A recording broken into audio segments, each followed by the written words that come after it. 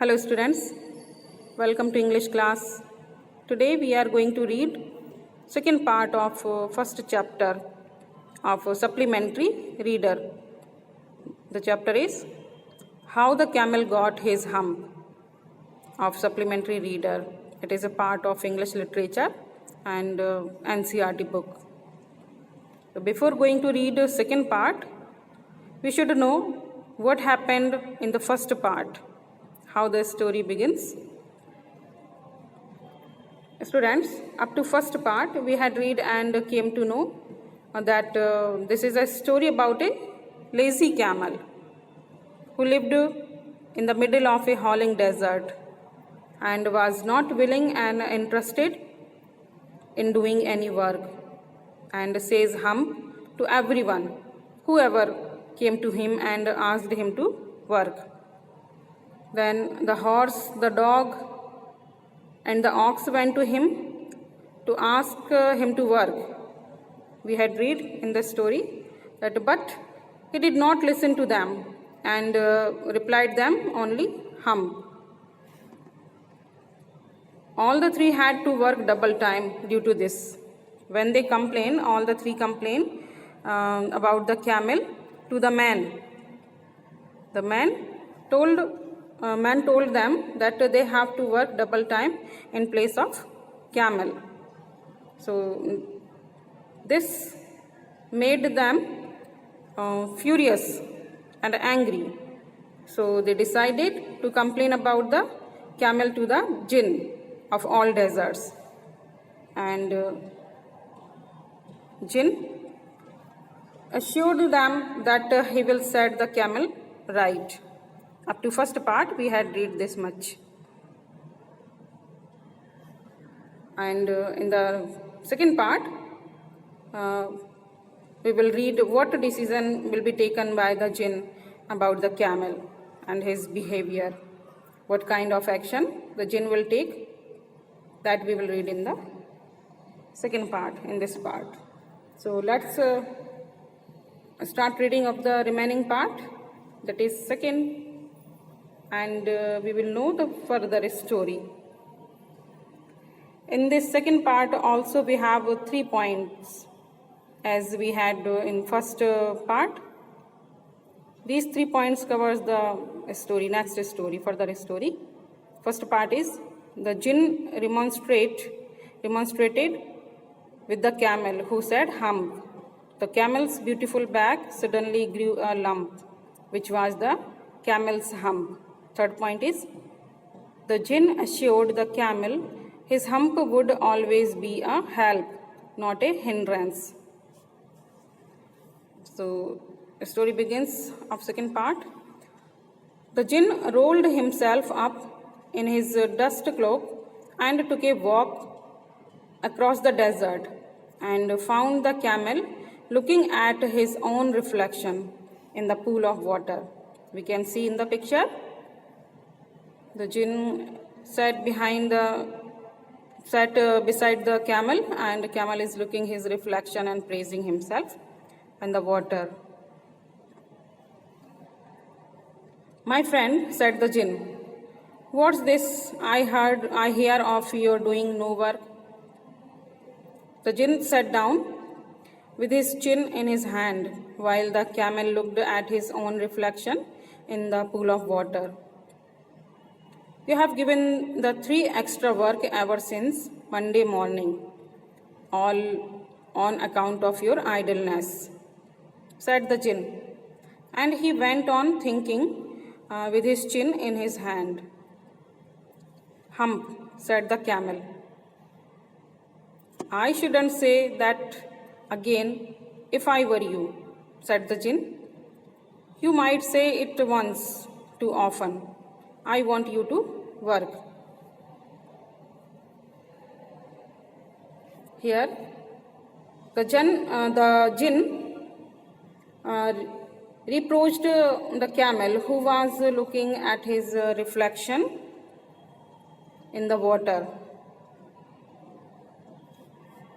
The jinn found the camel in the desert where he was looking at his reflection in the water like a mirror. he asked the reason for his reluctance to work. It was expected from the camel to do 3 works since Monday. Jinn waited for his reply, who in turn said hump as usual. The camel said hump. Jinn warned him by saying that he would not say hump again and again. He just wanted him to work. His adamant attitude annoyed the jinn. Camel's adamant attitude annoyed the jinn. And the camel said hump again, but no sooner had he said it than he saw his back that he was so proud of, puffing up into a great big hump. Do you see that? Said the jinn. That's your very own hump that you have brought upon your very own self by not working. Today is Thursday and you have done no work since Monday when the work began. Now you are going to work. As soon as the camel uttered these words means hump, he saw his beautiful back puffing up. When the camel was seeing his reflection in the water, his back suddenly grew up a lump. This was very strange. The camel was very proud of his beautiful back, but now it became ugly. Jinn explained to him that the camel had been in a state of denial when he was asked to work since Monday. The jinn said to the camel that it was his own hump. He is only responsible for this, as he did not work. On Thursday, he got punishment of his wrongdoings. The camel was shocked to see that. The jinn now asked the camel to work. Further story tells, how can I, said the camel, with this hump on my back? That has a purpose, said the jinn. All because you missed those 3 days. You will be able to work now for 3 days without eating, because you can live on your hump. And don't you ever say, I never did anything for you. Came out of the desert and go to the tree and behave. Here, the camel asked the jinn, how can I do with this hump on my back after getting hump? The camel questioning the jinn that how can I do with this hump on my back? The jinn said that he could complete his work without taking any food or water.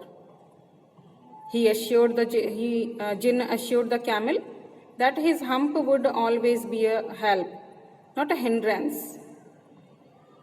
He told the camel that as he did not work for 3 days, with this hump he can now work for 3 days and complete the work without eating or drinking. And the camel went away to join the tree. And from that day to this, the camel always wears a hump.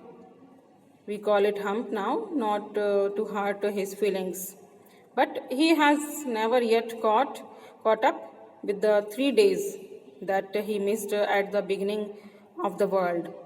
And he has never yet learned how to behave. In this, Jinn also added that he favored the camel and now he should join the three.